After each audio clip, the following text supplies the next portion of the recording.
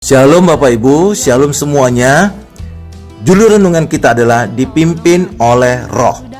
Firman Allah, jikalau kamu memberi dirimu dipimpin oleh Roh, maka kamu tidak hidup di bawah hukum Taurat. Perbuatan daging telah nyata, yaitu percabulan, kecemaran, hawa nafsu, penyembahan berhala, sihir, perseteruan, perselisihan, iri hati, amarah, kepentingan diri sendiri, percideraan, roh pemecah, kedengkian, kemabukan, pesta pora, dan sebagainya. Terhadap semuanya itu kuperingatkan kamu, barang siapa melakukan hal-hal yang demikian, ia tidak akan mendapat bagian dalam kerajaan Allah. Tetapi buah roh ialah kasih, sukacita, damai sejahtera, kesabaran, kemurahan, kebaikan, kesetiaan, kelemah lembutan, penguasaan diri. Galatia 5 ayat 18 sampai dengan 23. Paulus mengingatkan orang yang hidup di bawah hukum Taurat bahwa cepat atau lambat pasti dia akan melahirkan perbuatan daging. Mengapa? Karena di dalam hukum Taurat orang dipaksa mengerjakan semuanya. Jadi kedagingan manusia ditekan terus, didorong terus.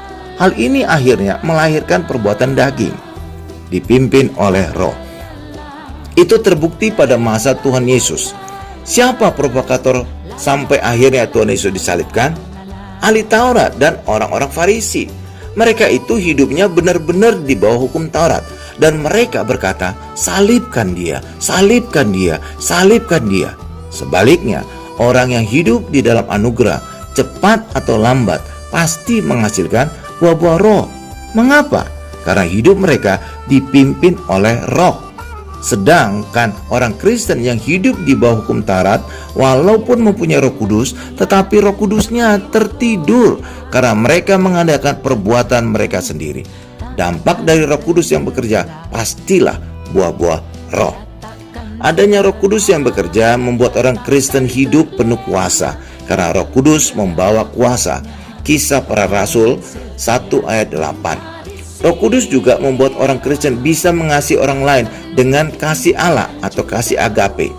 Roh Kudus juga membuat doa-doa orang Kristen sampai dan dijawab oleh Allah. Roh Kudus juga memimpin orang Kristen masuk ke dalam seluruh kebenaran Allah. Amin Bapak Ibu. Tuhan Yesus memberkati.